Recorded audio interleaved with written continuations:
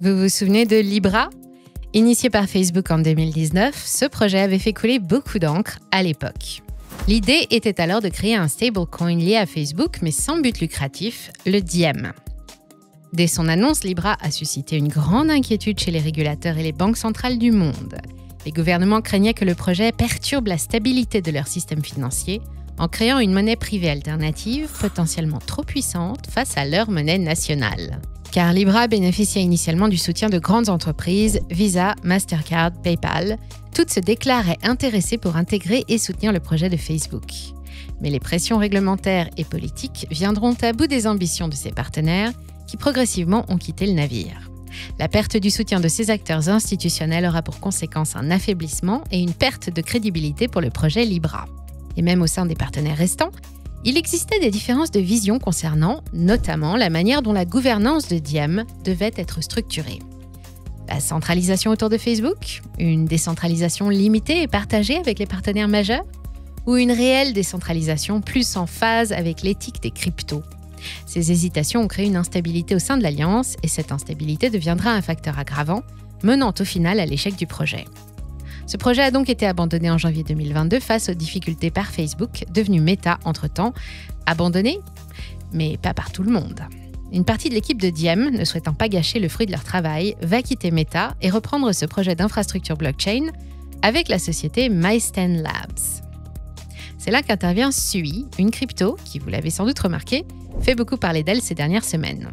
Sui a hérité de certains concepts et technologies développés initialement pour Diem et Libra.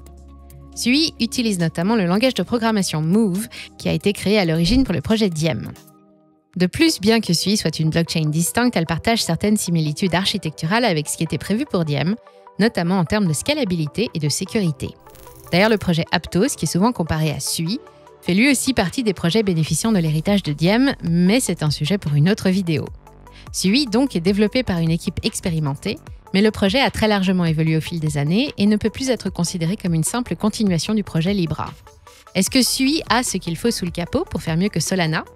Et qu'est-ce qui les distingue à l'heure actuelle, hormis leurs histoires bien différentes ? Peut-on rêver pour Sui d'appréciation de prix comparable à ce qu'a fait Solana en 2021 ?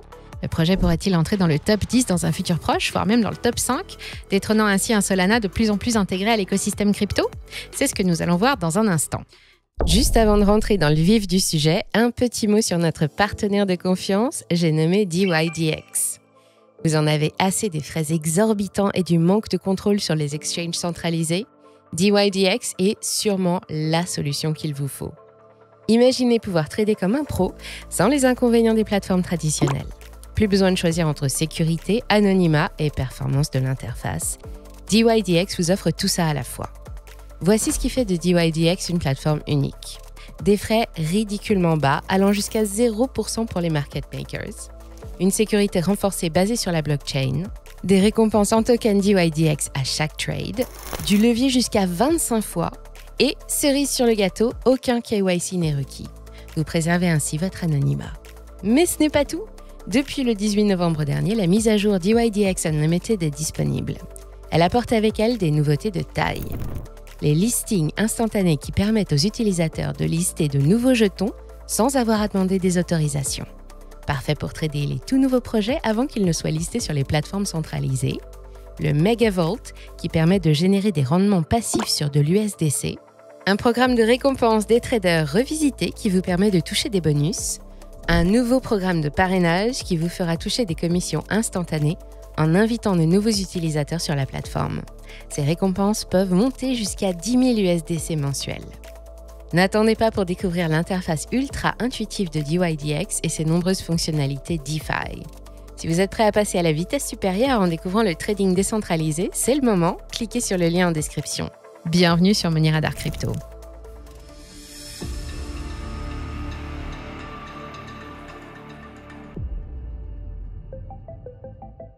Sui s'impose comme l'un des projets crypto les plus populaires du moment. Cette blockchain de Layer 1 se vend comme étant très rapide, hautement scalable et peu chère à l'utilisation, des arguments de vente qui rappellent étrangement ceux d'un autre Layer 1 killer, Solana. Solana est le 5e projet crypto le plus capitalisé et il a réussi à s'imposer lors du dernier cycle comme la 2e blockchain de référence pour les smart contracts après Ethereum, Un exploit qui s'est reflété dans le prix de son token, le Sol, qui a connu une performance stratosphérique de plus de 15 000% en 2021. Sui, 24e au classement avec une capitalisation circulante supérieure à 4,5 milliards de dollars et une capitalisation diluée de plus de 17 milliards de dollars au moment où nous préparons cette vidéo, connaît ces derniers mois une dynamique très positive. Son prix a augmenté de plus de 120% rien qu'en septembre. Alors, pourquoi une telle surperformance ? Comment ont-ils réussi à développer un projet aussi vite en seulement quelques années ? Une partie de la réponse se trouve dans des levées de fonds impressionnantes. Le projet a récolté plus de 385 millions de dollars auprès de multiples investisseurs, parmi lesquels le célèbre fonds A16Z de Marc Andreessen et Ben Horowitz. Mais la principale collecte de capitaux, de 300 millions de dollars, s'est déroulée lors d'un tour de table mené par FTX Ventures en septembre 2022, quelques mois seulement avant l'effondrement de l'exchange du tristement célèbre Sam Bankman-Fried. Ces opérations de financement sont d'ailleurs à quelques millions près comparables à celles réalisées par Solana, qui avait levé 359 millions de dollars lors d'une private sale, vente privée, elle aussi menée par l'omniprésent fonds A16Z. Hormis ces généreuses levées de fonds, Solana et Sui partagent plusieurs autres points communs. Les deux projets utilisent des consensus Proof of Stake, bien que leur approche ne soit pas exactement la même. Tous deux n'envisagent pas de scaler via une approche multicouche avec différents layers, Layer 1, Layer 2, comme Ethereum, mais visent à concentrer toute l'activité sur le Layer 1. Toutes deux visent à atteindre une très haute scalabilité, même si leurs méthodes diffèrent. Là où Solana optimise le traitement des transactions avec son système de Proof of History, qui permet d'accélérer considérablement le séquençage et la validation des transactions, Sui, de son côté, a choisi une architecture orientée objet. En gros, imaginez que chaque transaction ou donnée sur Sui est comme un bloc Lego indépendant. Chaque bloc peut être déplacé ou modifié sans avoir à toucher aux autres, ce qui rend tout le processus plus rapide et fluide. Cette manière de gérer les informations permet d'accélérer les interactions et les transactions sur la blockchain, ce qui permet de réduire les délais causés par d'éventuels encombrements du réseau. Les deux réseaux partagent également une approche qui met l'accent sur la facilitation du travail des développeurs d'applications décentralisées. Tous deux offrent des outils et des langages de programmation qui visent à simplifier le développement des dApps tout en augmentant la sécurité.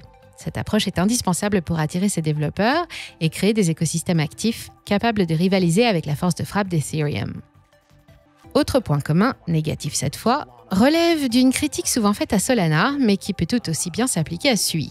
Ce problème, c'est que leurs performances techniques supérieures se font au détriment de la décentralisation. Cela peut être illustré par le coefficient de Nakamoto. Cet indicateur, c'est un peu le thermomètre de la sécurité d'une blockchain en Proof of Stake.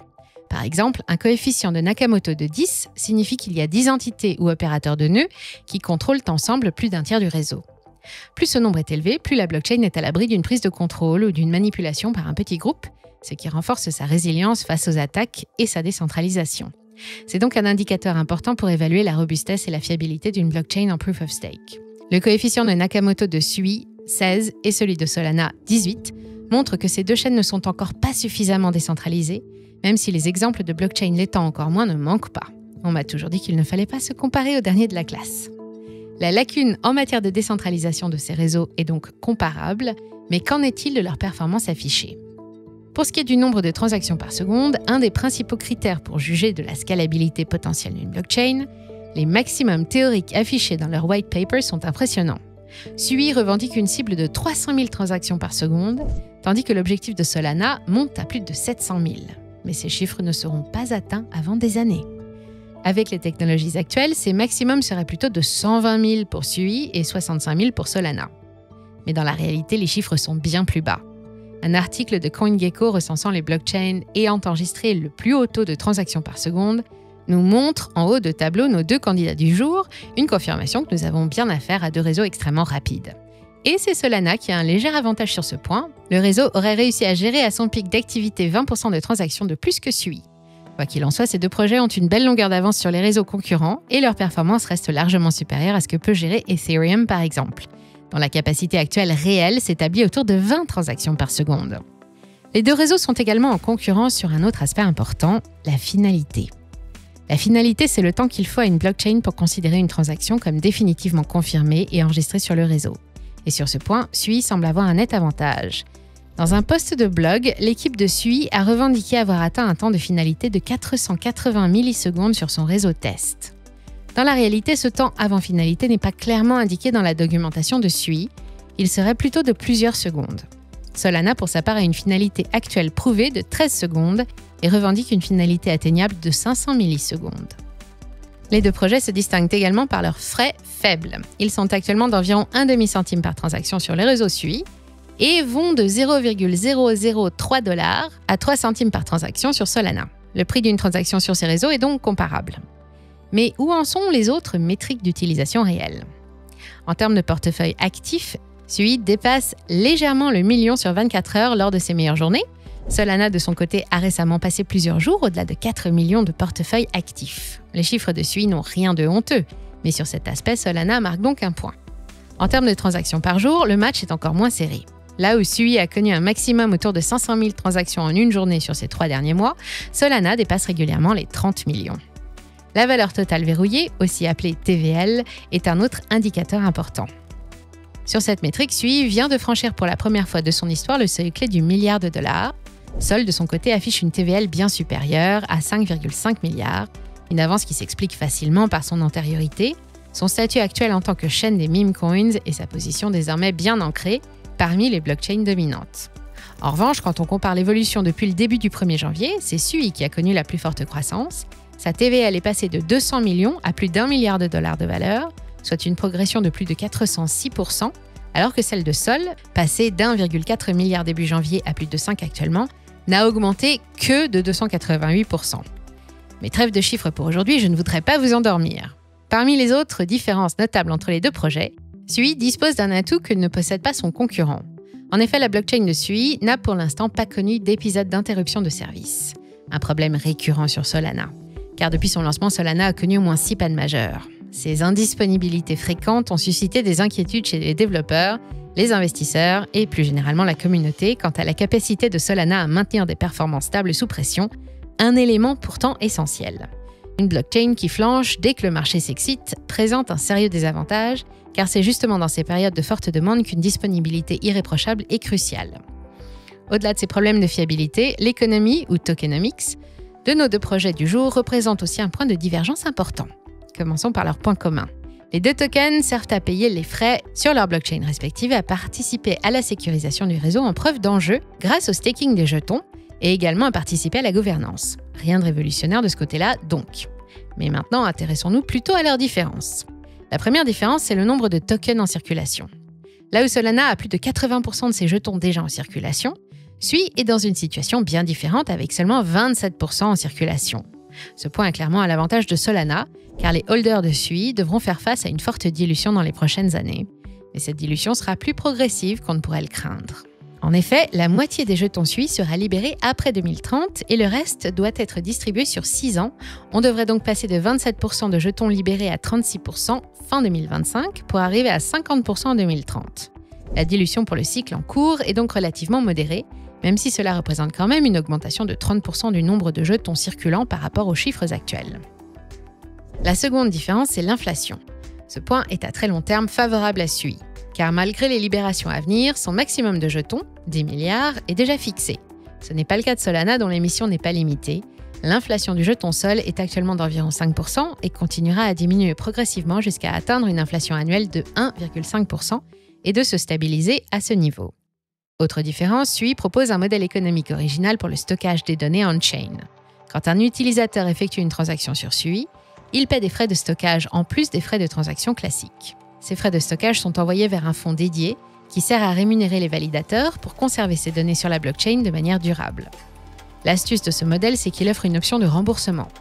Un utilisateur décide de supprimer ses données de la blockchain par exemple si elles ne sont plus nécessaires. Il peut alors récupérer une partie des frais de stockage qu'il a payés initialement. Cela crée un mécanisme d'incitation pour réguler le stockage et évite de conserver des données inutiles. Alors, finalement, est-ce que SUI a vraiment le potentiel pour tuer Solana ? SUI a un gros potentiel pour être un acteur majeur dans la course au Layer 1, et en réalité, il est même déjà en train de le devenir, comme le prouve sa place récemment acquise dans le top 25 des projets crypto les plus capitalisés. Mais faut-il investir sur SUI ?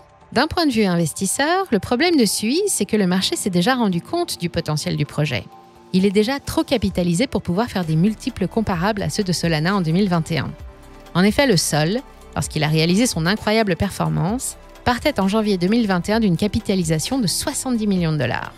SUI, avec son market cap actuel supérieur à 5 milliards pour les jetons libérés et plus de 18 milliards en comptant également ceux qui ne le sont pas encore, ne connaîtra pas avant des années, au mieux, des multiples de prix comparables à ceux qu'a connus Solana. Mais Sui pourrait quand même connaître une belle appréciation de son prix, le projet est solide. Une multiplication par 5 du prix de son jeton le propulserait dans le top 10 actuel, ce qui serait déjà une performance remarquable pour un projet aussi jeune. Et vous l'avez sans doute remarqué, lors d'un bull run market, tout monte. Le palier d'entrée dans le top 10 ou 20 pourrait lui aussi connaître un multiplicateur significatif. Au final, Sui et Solana sont des projets concurrents, leur proposition de valeur est similaire. Une blockchain rapide, peu chère et scalable, avec également un point faible partagé, la décentralisation. À ce stade, il semble improbable que Sui devienne le Solana killer, déjà parce que ce narratif de blockchain killer a peu de sens. Depuis combien de temps entend-on parler d'Ethereum killers? Des années. Et Ethereum est actuellement, et depuis plus de 8 ans consécutifs, la deuxième crypto du marché. Mais aussi car Solana, étant plus ancien et mieux implanté, bénéficie de la loi de Metcalfe. Cette loi, qui dispose que la valeur d'un réseau est proportionnelle au carré du nombre de ses utilisateurs, signifie concrètement que plus Solana attire de développeurs, de projets et d'utilisateurs, plus son écosystème devient puissant et difficile à détrôner. Avec une base d'utilisateurs déjà bien établie et une multitude d'applications décentralisées en cours de développement, Solana dispose d'un avantage significatif en termes d'effet de réseau.